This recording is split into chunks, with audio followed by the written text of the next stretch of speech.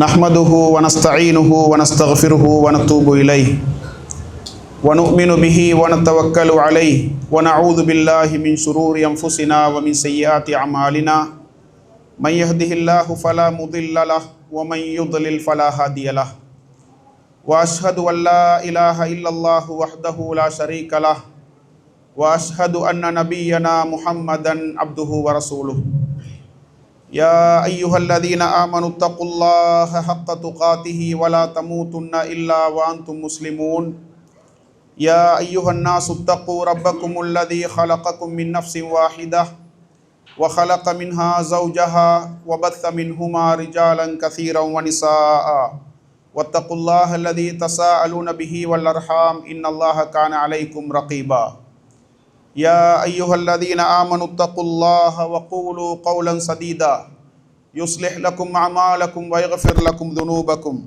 வ மன் யுத்திஇல்லாஹ வ ரசூலஹு ஃபகத் ஃபாஸ ஃபௌஸன் அதீமா ஃபஇன்ன அஸ்தகல் ஹதீஸி கிதாபுல்லாஹ் வ கைரல் ஹதீ ஹதீ முஹம்மதின் ஸல்லல்லாஹு அலைஹி வஸல்லம் வ ஷர்ரல் உமூரி முஹ்தஸாத்துஹா வ குல்ல முஹ்தஸத்தின் பித்ஆ வ குல்ல பித்அத்தின் ضلالة வகுல்ல தலாலத்தின் ஃபின்னார் அம்மா பஅத். அன்புள்ள இஸ்லாமிய சகோதர சகோதரிகளே, இன்றைய இந்த மார்க்க விளக்க வகுப்பில் இலக்கை நோக்கிய ரமலானிய பயணம் எனும் தலைப்பில் இந்த ரமலான் மாதம் என்பது நாம் அடைந்திருக்கக்கூடிய ஒரு ஆன்மீக பயணம். இந்த பயணத்திற்கு முன்னால் நாம் எம்மை எப்படி தயார்படுத்தி கொள்ள வேண்டும், இந்த பயணத்தை நாம் எப்படி அமைத்து கொள்ள வேண்டும் என்ற அந்த விடயங்களை சுருக்கமாக உங்களுடைய கவனத்திற்கு கொண்டு வரலாம் என்று ஆசைப்படுகின்றேன். அன்புள்ள சகோதர சகோதரிகளே, ரமலான் மாதத்தை ஒரு முஃமின் அடைவது என்பது அல்லாஹ்வுடைய ஆன்மீக அருட்கொடைகளில் ஒன்றாகும். இந்த அருட்கொடைக்காக வேண்டி நாம் அல்லாஹ்விற்கு நன்றி செலுத்த வேண்டும். எங்களுக்கு முன்னால் வாழ்ந்த முன்னோர்கள் சலஃபு சாலிஹீன்கள் இந்த மாதத்தை அடைவதற்காக வேண்டி அல்லாஹ்விடத்திலே பல மாதங்கள் பிரார்த்தனை செய்தார்கள். ஏனென்றால் இந்த மாதத்திலே அவர்கள் இபாதத்துக்களை அதிகரித்து கொள்ள வேண்டும் என்பதற்காக, இந்த மாதம் சுமந்து வரக்கூடிய அல்லாஹ்வுடைய அருட்கொடைகளை பெற்றுக்கொள்ள வேண்டும் என்பதற்காக வேண்டி பல மாதங்களாக இந்த மாதத்தை அடைவதற்காக அல்லாஹ்விடத்திலே பிரார்த்தனை செய்வார்கள். அதே போன்று ரசூலுல்லாஹி ஸல்லல்லாஹு அலைஹி வஸல்லம் அவர்கள் இந்த மாதத்தை எதிர்பார்த்திருக்கக்கூடிய சஹாபாக்களுக்கு இந்த மாதத்தை அடைந்த உடனே நற்செய்தி சொல்லுவார்கள். எப்படி? அதாக்கும் ஷஹ்ரு ரமலான், உங்களிடத்திலே ரமலான் மாதம் வந்திருக்கின்றது.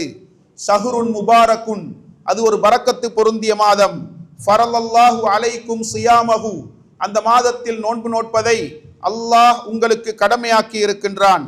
துஃப்தஹு ஃபீஹி அபுவாபுல் ஜன்னா, அந்த மாதத்தில் சுவர்க்கத்தின் கதவுகள் திறக்கப்படும். வதுகல்லு ஃபீஹி அபுவாபுல் ஜஹீம், அந்த மாதத்தில் நரகத்தின் வாயில்கள் மூடப்படும். அதே போன்று இந்த உலகத்தில் மனிதர்களை வழிகெடுத்துவதற்கென்றே படைக்கப்பட்ட ஷைத்தான்கள் விலங்கிடப்படுகின்றன. இந்த மாதத்திலே ஒரு இரவு இருக்கின்றது, அது 1000 மாதங்களை விட சிறந்த இரவு.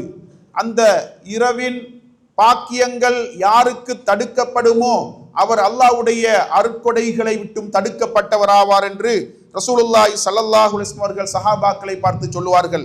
அதே போன்று இன்னொரு ஹதீஸிலே அல்லாஹ்வுடைய தூதர், இதா கான அவ்வலு லைலத்தின் மின் ஷஹ்ரி ரமலான், ரமலான் மாதத்தின் முதலாவது இரவு வந்துவிட்டால் சுஃபிதத்தி ஷயாத்தீனு வ மரதத்துல் ஜின், ஷைத்தான்களும் கட்டுக்கடங்காத ஜின்களும் அப்படியே விலங்கிடப்படுகின்றன. வகுல்லிகத் அபுவாபுன் நார், நரகத்தின் வாயில்கள் மூடப்படுகின்றன. ஃபலம் யுஃப்தஹ் மின்ஹா பாபுன், நரகத்தின் எந்த வாயிலும் திறக்கப்பட மாட்டாது. அதே போன்று சுவர்க்கத்தின் வாயில்கள் திறக்கப்படுகின்றன, அதன் எந்த வாயிலும் மூடப்பட மாட்டாது. வயுனாதி முனாதின் குல்ல லைலத்தின், இந்த மாதத்தின் ஒவ்வொரு இரவிலும் ஒரு அழைப்பாளர் இப்படி அழைப்பு விடுப்பார். யா பாகியல் கைரி அக்பில், நன்மையை நாடக்கூடிய உள்ளமே முன்னோக்கி வா. வயா பாகிய ஷர்ரி அக்சிர், பாவத்தை நாடக்கூடிய உள்ளமே நிறுத்து, கட்டுப்படுத்து உன் பாவத்தை.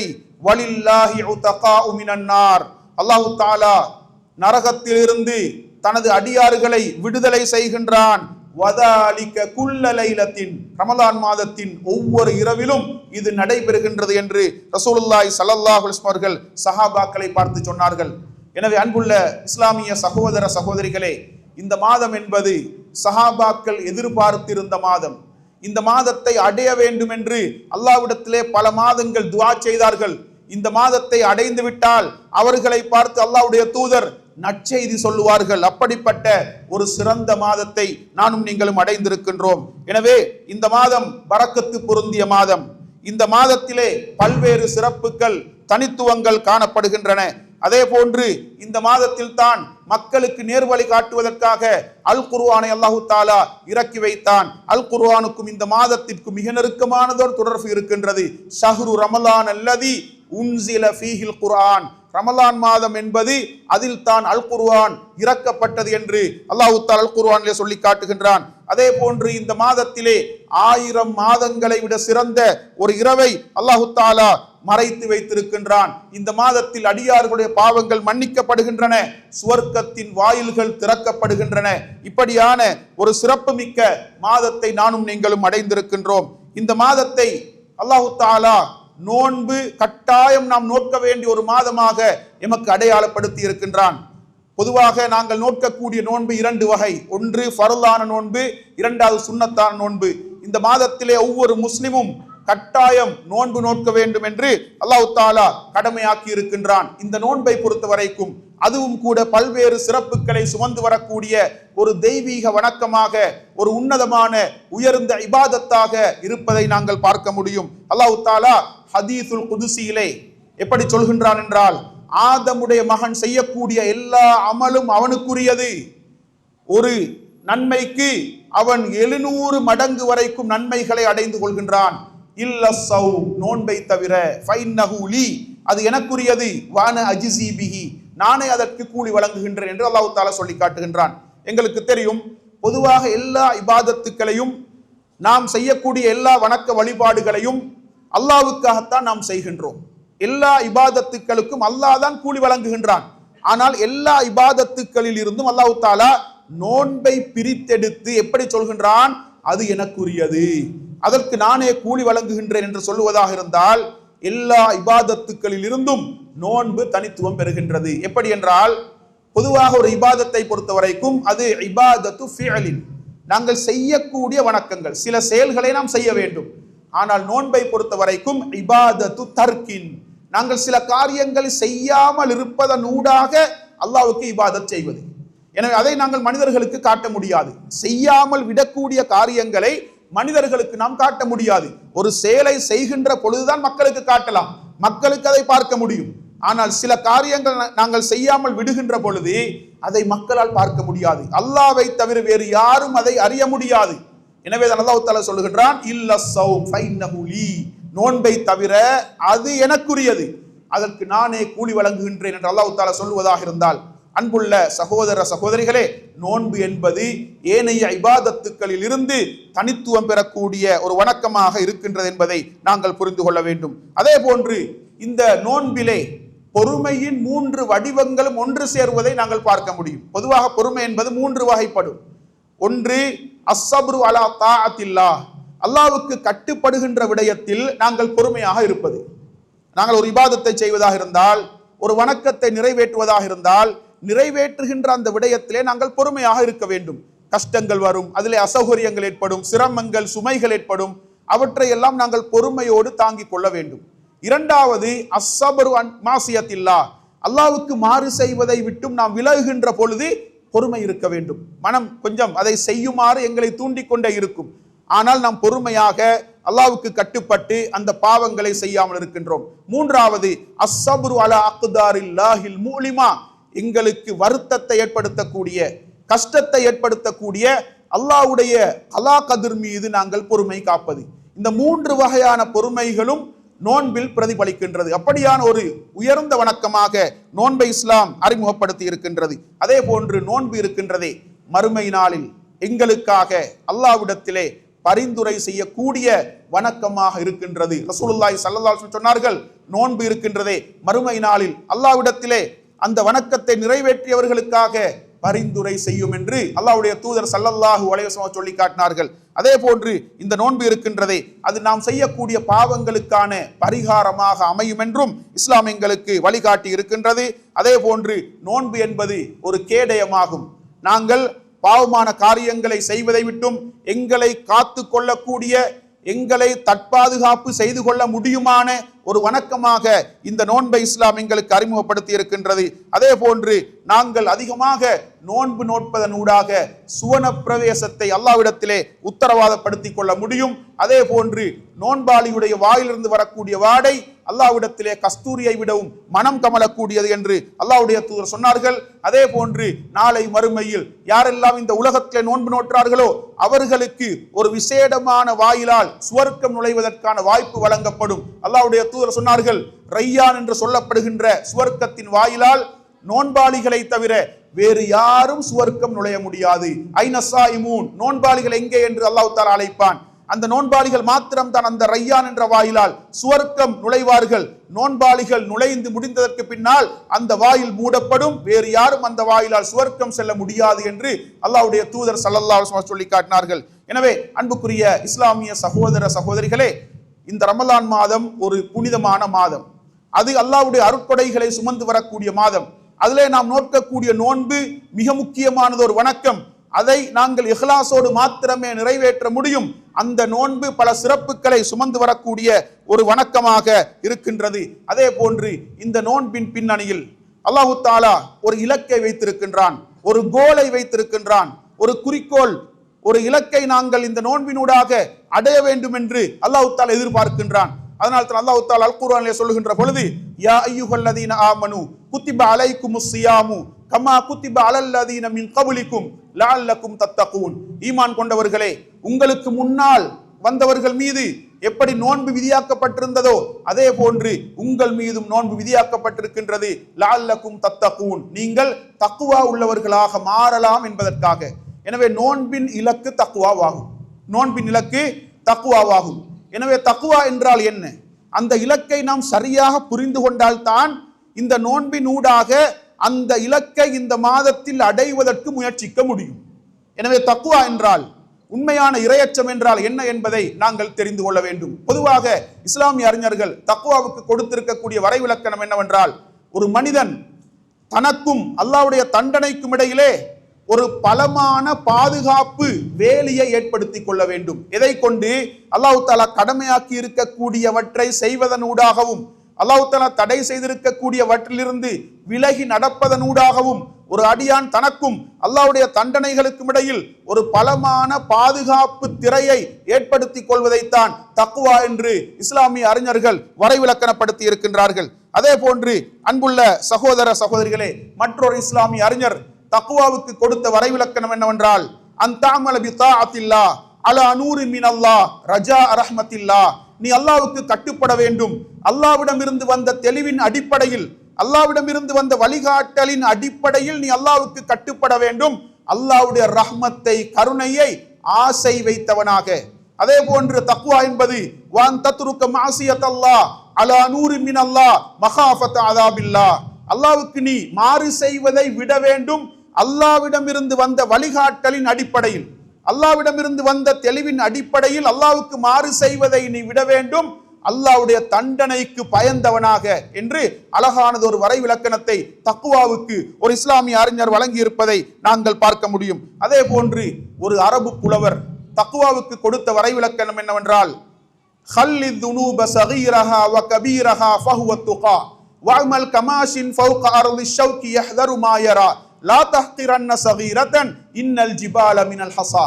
அதாவது பாவங்களில் சிறிய பாவங்கள், பெரிய பாவங்கள் அனைத்தையும் நீ விட்டு விலக வேண்டும். அதுதான் உண்மையான தக்வாவாகும், அதுதான் உண்மையான இறையச்சமாகும்.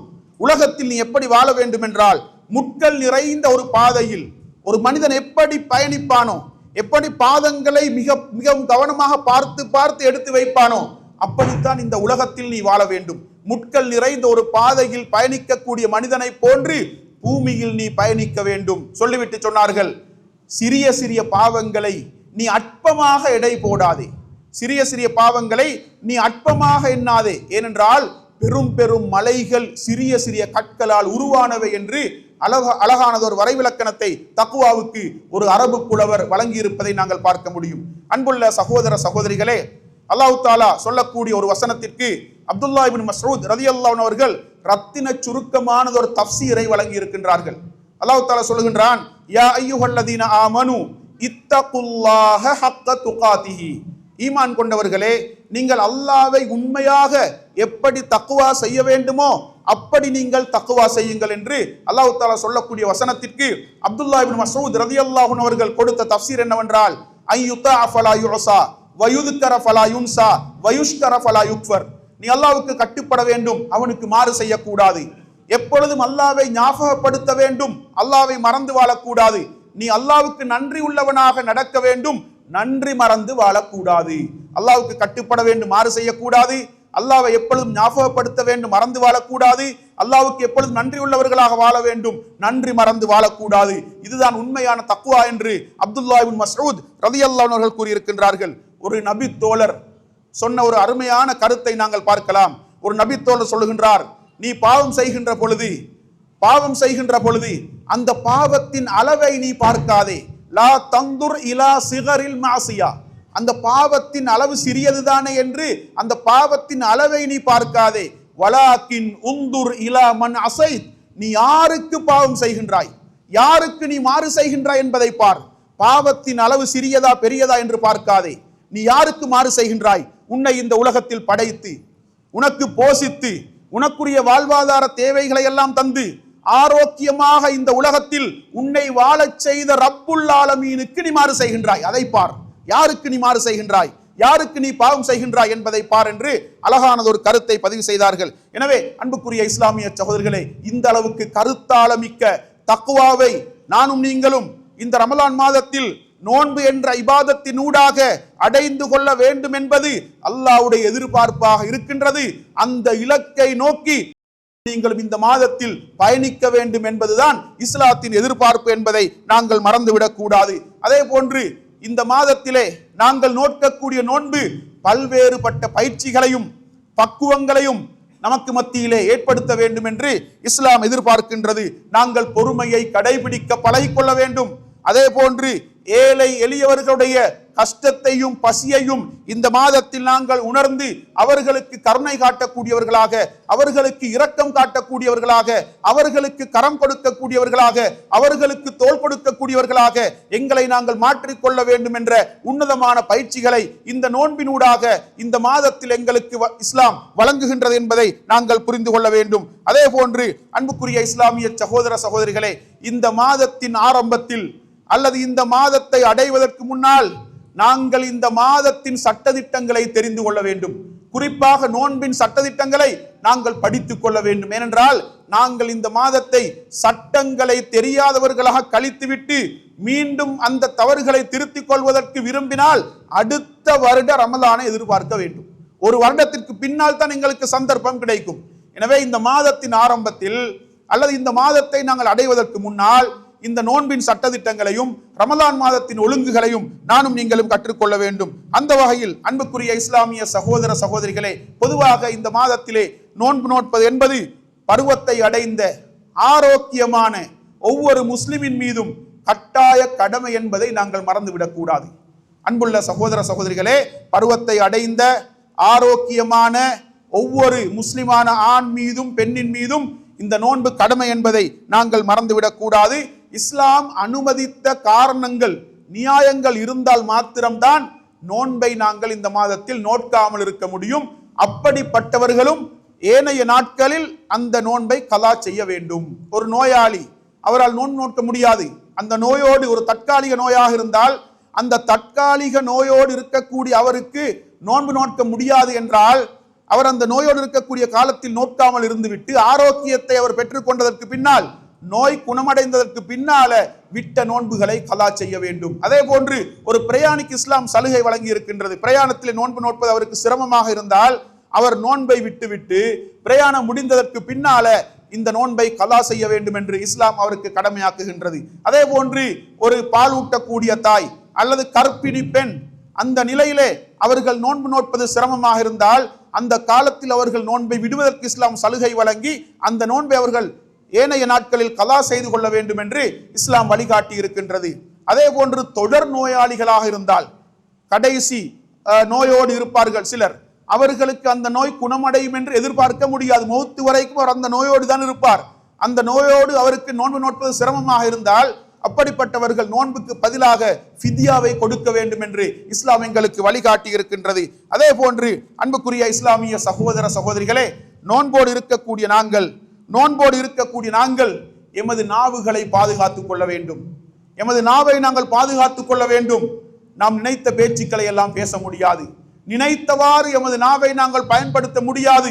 அல்லாஹ்வுடைய தூதர் சொன்னார்கள், அதாவது ஒரு ஆதமுடைய மகன் நோன்பு நோட்கின்ற பொழுது அவன் பசித்திருப்பதிலும் தாகித்திருப்பதிலும் அவன் பொய்யாக நடப்பதையும் விடாமல் அவன் நோன்பு நோட்பானாக இருந்தால் அவன் பசித்திருப்பதிலும் தாகித்திருப்பதிலும் அல்லாஹ்வுக்கு எந்த தேவையும் கிடையாது என்று அல்லாஹ்வுடைய தூதர் சொன்னார்கள். நாங்கள் நோன்போடு இருக்கக்கூடிய நேரத்தில் பொய் சொல்ல முடியாது, பொய்யாக நடக்க முடியாது, பிழையான பேச்சுக்களை பேச முடியாது. எமது நாவு நோன்பு நோக்க வேண்டும், எமது உடல் உறுப்புகள் அனைத்தும் நோன்பு நோக்க வேண்டும். அப்படி நோற்றால் தான் அல்லாஹ் தஆலா அளவின்றி கூலி வழங்கக்கூடிய நோன்பாக எமது நோன்பு அங்கீகரிக்கப்படும். எனவே இந்த ஒழுங்குகளையும் நாங்கள் பேணிக் கொள்ள வேண்டும். அதே போன்று அன்புக்குரிய இஸ்லாமிய சகோதர சகோதரிகளே, நாங்கள் நோன்போடு இருக்கக்கூடிய நேரத்தில் சில வேளை மறந்து ஏதாவது ஒன்றை சாப்பிட்டாலோ ஏதாவது ஒன்றை குடித்தாலோ அதனால் நோன்புக்கு எந்த பாதிப்பும் கிடையாது. சில பொழுது ஆரம்ப நோன்புகளில் இந்த தவறு நடைபெறும். அதாவது ஆரம்ப நோன்பிலே சிலர் மறந்து ஏதாவது ஒன்றை சாப்பிடுவார்கள், ஏதாவது ஒன்றை குடித்து விடுவார்கள், பிறகுதான் ஞாபகம் வரும் நான் நோன்பு என்று. அப்படி மறந்து ஏதாவது ஒன்றை சாப்பிட்டாலோ குடித்தாலோ அதனால் நோன்புக்கு எந்த பாதிப்பும் கிடையாது என்பதை நாங்கள் புரிந்து கொள்ள வேண்டும். அதே போன்று மாதவிடாய் பெண்கள் மாதவிடாய் காலத்திலே நோன்பு நோக்க முடியாது.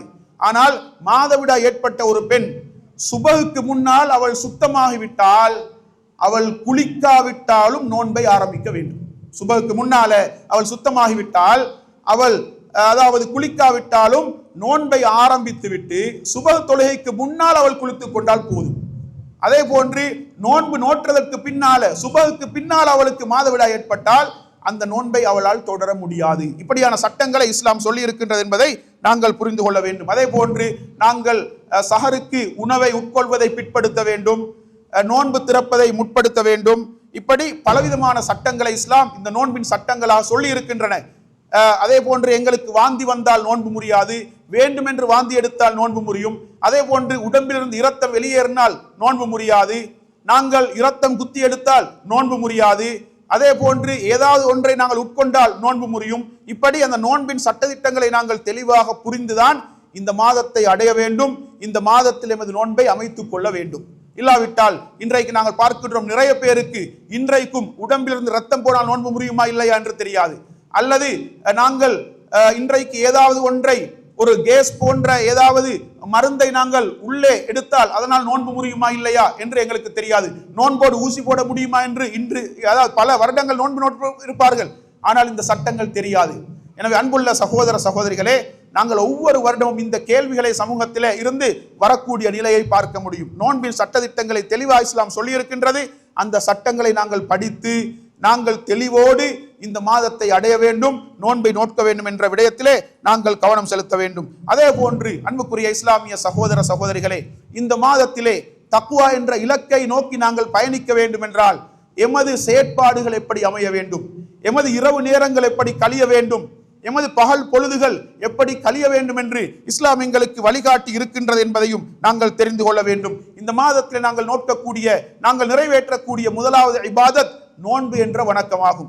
அந்த நோன்பை நாங்கள் ஈமானோடு அல்லாஹ்விடத்தில் கூலியை எதிர்பார்த்து நோற்றால் எங்களுடைய முன் சென்ற பாவங்கள் மன்னிக்கப்படும் என்று அல்லாஹ்வுடைய தூதர் ஸல்லல்லாஹு அலைஹி வஸல்லம் சொல்லி காட்டினார்கள். அதே போன்று நோன்பாளிக்கு அல்லாஹ் தஆலா எவ்வளவு கூலியை வழங்குகின்றான் என்பதை வரையறுக்கவில்லை.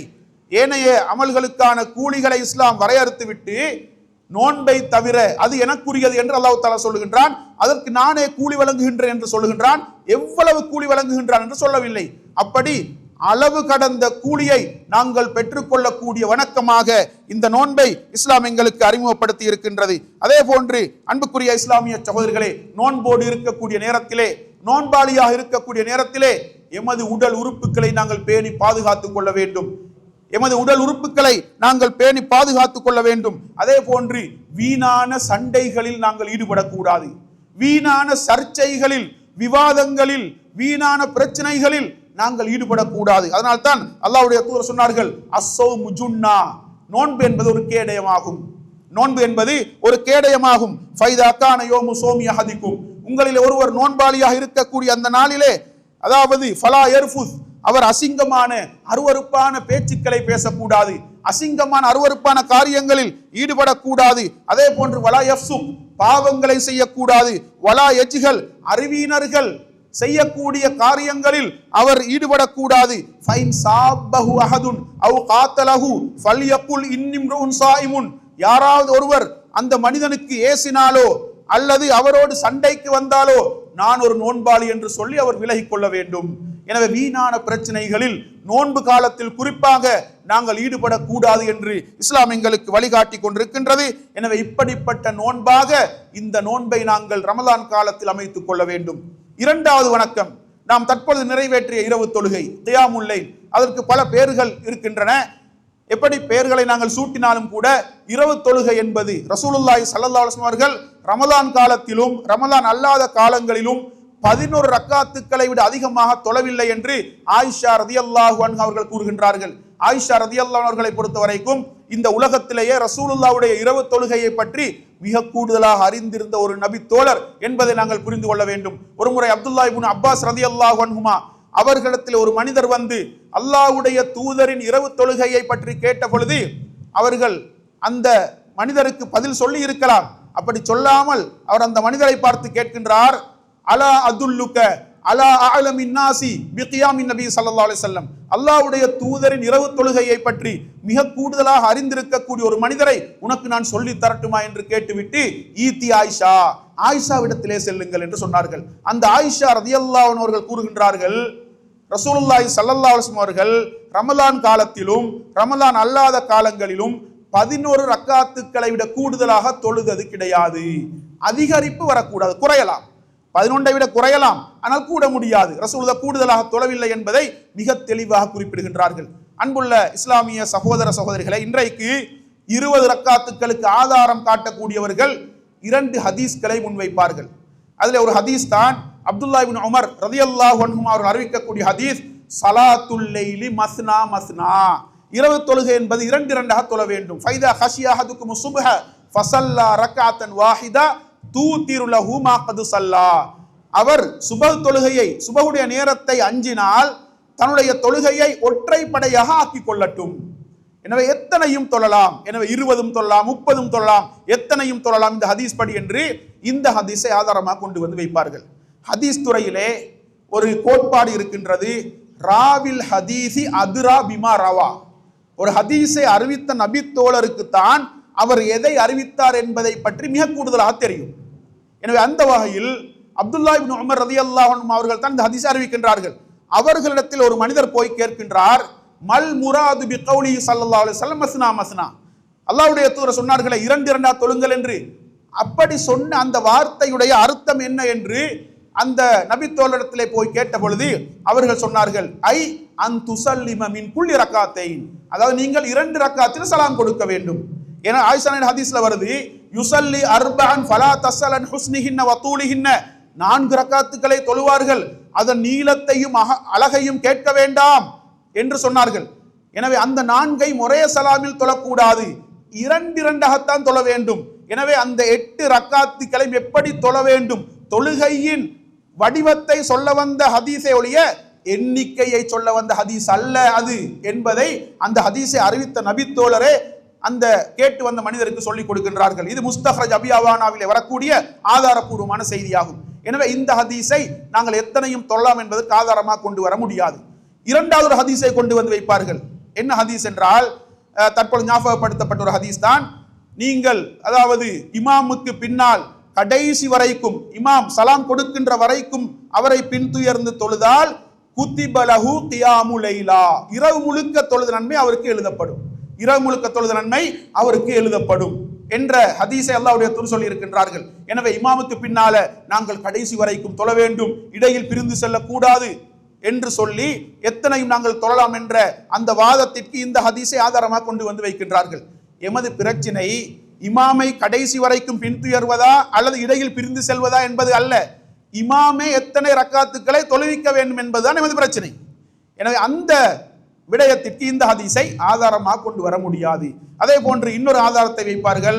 உமர் ரலியல்லாஹு காலத்தில் 20 ரக்காத்துக்கள் தொழுவிக்கப்பட்டதாக. அந்த ஹதீஸ் பலவீனமான ஹதீஸ் ஆகும்.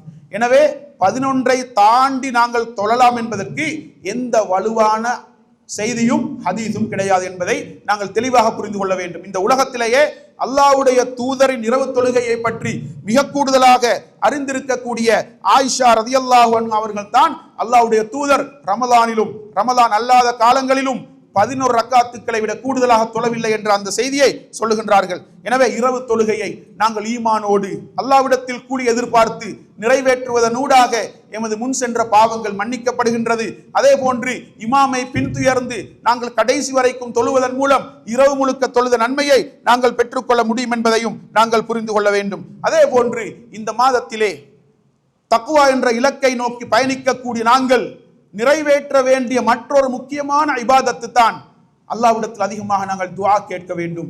அல்லாஹ்விடத்திலே அதிகமாக நாங்கள் துஆ கேட்க வேண்டும். அல்லாஹ் தஆலா ரமலானை பற்றி சொல்லக்கூடிய வசனங்களை தொடர்ந்து வரக்கூடிய அடுத்த வசனத்திலே சொல்லுகின்றான். வைதா சாலக இபாதி அன்னி ஃபஇன்னி கரீப்.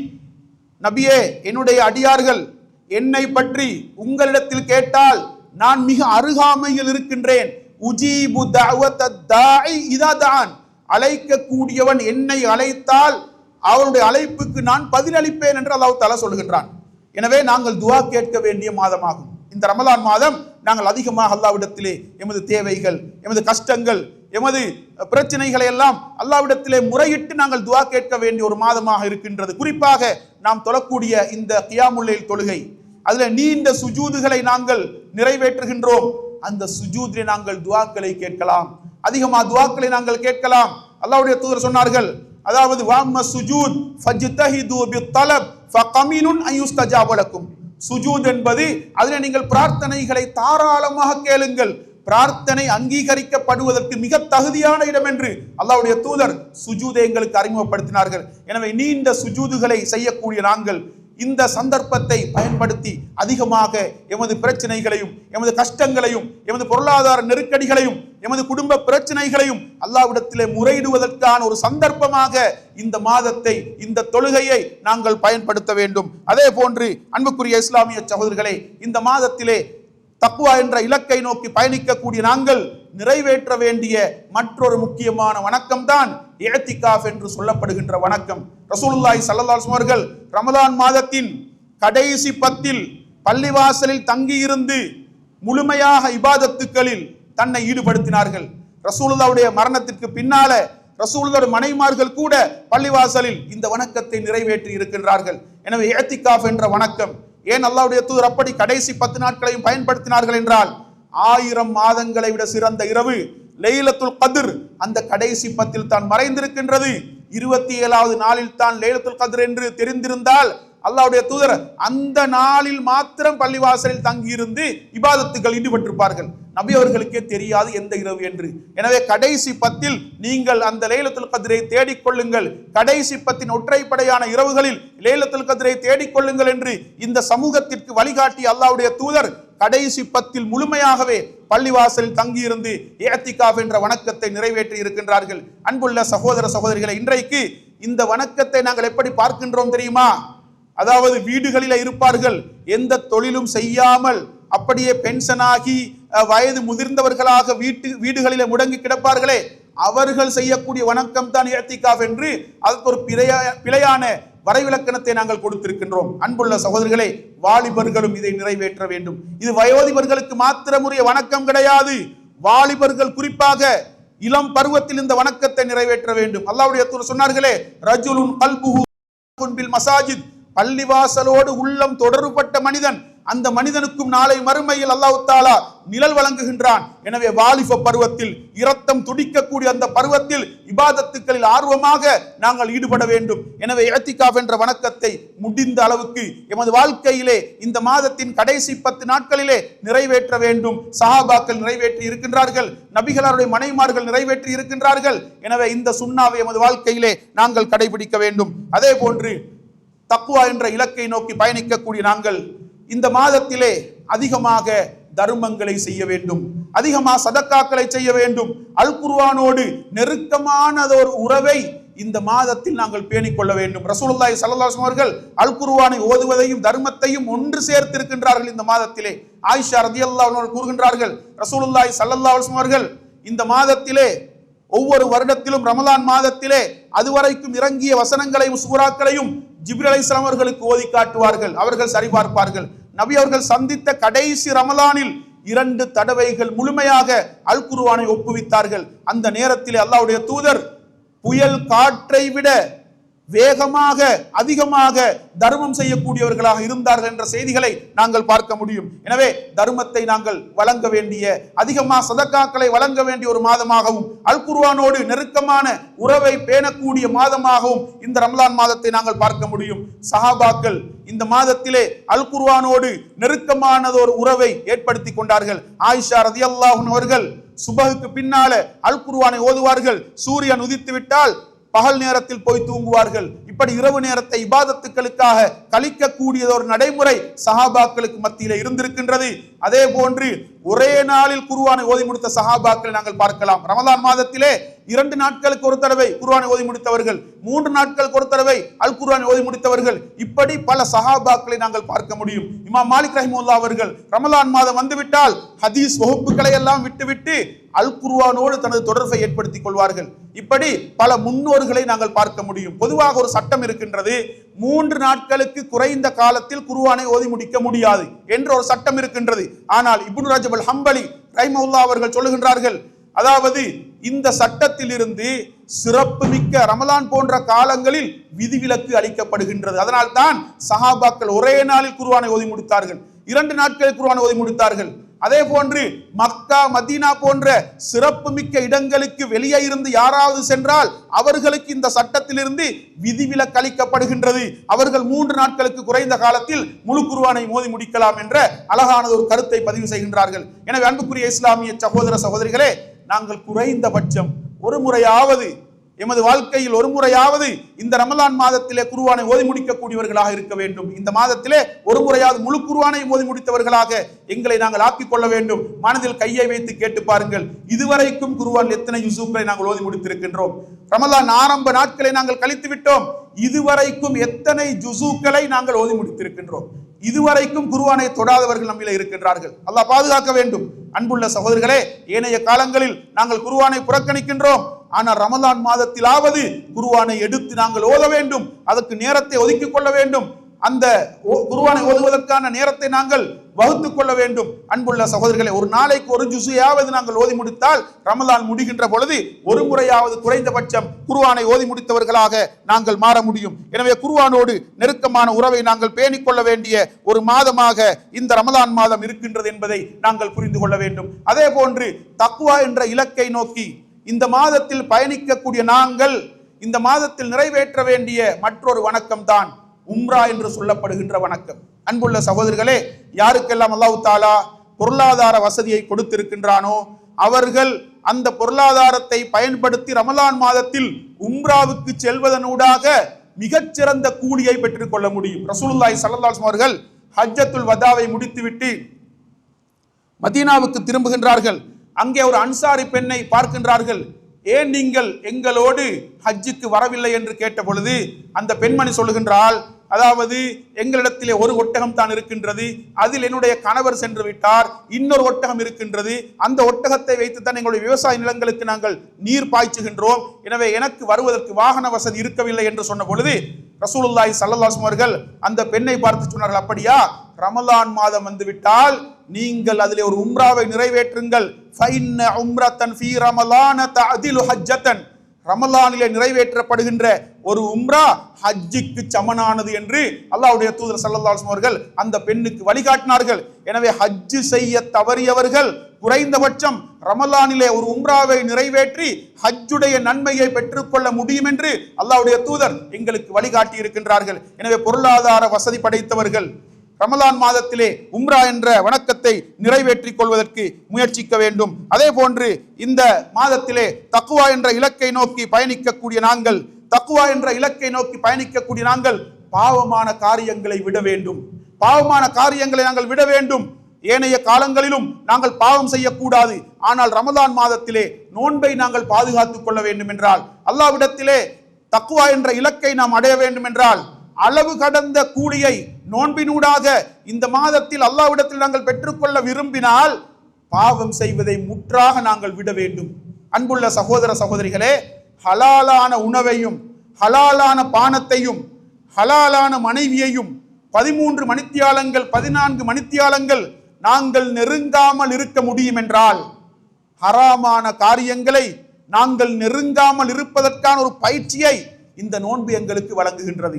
எனவே பாவமான காரியங்களிலிருந்து நாங்கள் விலகிக் கொள்வதற்கான ஒரு பயிற்சியை நோன்பு எங்களுக்கு வழங்குகின்றது என்பதை நாங்கள் தெளிவாக புரிந்து பாவமான காரியங்களிலிருந்து விலகிக் கொள்வதற்கான பயிற்சியை இந்த மாதத்தில் அடைந்து கொள்வதனூடாக தக்வா என்ற இலக்கை நோக்கி நாங்கள் பயணிக்க முடியும். அதே போன்று ரமலான் மாதத்திலே தக்வாவை நோக்கி பயணிக்கக்கூடிய நாங்கள் ஏழைகளுக்கு உணவளிக்க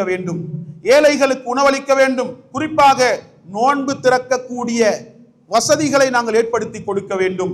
இஃப்தாருடைய ஏற்பாடுகளை நாங்கள் செய்து கொடுக்க வேண்டும். அன்புக்குரிய சகோதர சகோதரிகளே, ஒரு காலத்திலே எல்லா வீடுகளிலும் இஃப்தார் ஏற்பாடுகள் நடைபெற்று கொண்டிருந்தன. ஆனால் நிறுவனங்களினூடாக வெளிநாடுகளிலிருந்து இஃப்தார்கள் வருவதற்கு ஆரம்பித்ததற்கு பின்னால் அந்த சுன்னா அப்படியே மையத்தாகிவிட்டது. அந்த சுன்னா அப்படியே கைவிடப்பட்டு விட்டது. இன்றைக்கு நிறுவனம் எங்களுக்கு இஃப்தார் தந்தால் தான் எமது வீட்டில் ஒரு இஃப்தார், எமது பள்ளிவாசலில் ஒரு இஃப்தார் என்ற அளவுக்கு நிலைமை மாறிவிட்டது. அன்புக்குரிய சகோதர சகோதரிகளே, நாங்கள் ஒரு நோன்பாளிக்கு நோன்பு திறப்பதற்கான ஏற்பாட்டை செய்து கொடுத்தால் அவருக்கு கிடைப்பது போன்ற கூலி எங்களுக்கும் முழுமையாக கிடைக்கும். எனவே ஒரு நோன்பை நோற்று 2 நோன்பின் நன்மைகளை நாங்கள் பெற்றுக்கொள்ள விரும்பினால் நோன்பு திறக்கக்கூடிய வசதிகளை நாங்கள் செய்து கொடுக்க வேண்டும். அப்படிப்பட்ட ஒரு உயர்ந்த வணக்கத்தை இந்த மாதத்தில் நாங்கள் நிறைவேற்றுவதனூடாக மிகச்சிறந்த கூலியை பெற்றுக்கொள்ள முடியும். தக்வா என்ற இலக்கை நோக்கி நாங்கள் பயணிக்க முடியும் என்று இஸ்லாம் எங்களுக்கு வழிகாட்டி கொண்டிருக்கின்றது. எனவே அந்த வணக்கத்தையும் நாங்கள் செய்ய வேண்டும். அதே போன்று ஏழைகளுக்கு நாங்கள் உதவ வேண்டும். இந்த மாதத்திலே ஏழைகளுக்கு கஷ்டத்தோடு இருப்பார்கள். நோன்பு நோட்பதற்குரிய வசதி இல்லாமல் மிகவும் சிரமத்தோடும் பொருளாதார நெருக்கடிகளோடும் எமது சகோதரர்கள் வாழ்ந்து கொண்டிருப்பார்கள். அவர்களை இனம் கண்டு யாருக்கும் தெரியாமல் ரகசியமாக அவர்களுக்கு போய் உதவி செய்ய வேண்டும். அப்படிப்பட்ட ஒரு உயர்ந்த மாதமாக இந்த ரமலான் மாதம் இருக்கின்றது என்பதை நாங்கள் பயன்படுத்திக் கொள்ள வேண்டும். எனவே அன்புக்குரிய இஸ்லாமிய சகோதர சகோதரிகளே, தக்வா என்ற இலக்கு ஒரு ஆன்மீக இலக்கு. அந்த இலக்கை நோக்கி நாங்கள் பயணிக்க வேண்டும் என்பதுதான் நோன்பு நமக்கு கடமையாக்கப்பட்ட நோக்கம் என்பதை தெளிவாக புரிந்து அந்த இலக்கை நோக்கி பயணிக்கக்கூடிய நாங்கள் எமது ஆன்மீக பயணத்தை இப்படிப்பட்ட இபாதத்துக்களை கொண்டு, ஏற்கனவே சொல்லப்பட்ட வணக்க வழிபாடுகளை கொண்டு இந்த பயணத்தை நாங்கள் அலங்கரிப்பதனூடாக, சிறப்பாக ஆக்கிக் கொள்வதனூடாக தக்வா என்ற இலக்கை நாங்கள் இந்த மாதத்திலே அடைந்து நாளை மறுமையிலே பாபுர் ரையான் என்ற வாயிலால் சுவர்க்கம் நுழையக்கூடிய வாய்ப்பை பெற்றுக்கொள்ள முடியும். எனவே வல்லவன் ரஹ்மான் தக்வா என்ற இலக்கை மிகச்சிறப்பாக நோன்பு என்ற ரமலான் என்ற பயணத்தினூடாக அடைவதற்கு நம் அனைவருக்கும் தௌஃபீக் செய்வானாக. ஹாதா மா இந்தி வல் இல்மு இந்தல்லாஹ் வ அகூலு கௌலி ஹாதா வ அஸ்தக்ஃபிருல்லாஹ் லி வ லக்கும் வ ஆகிரு தஅவானா அல்ஹம்துலில்லாஹி ரப்பில் ஆலமீன்.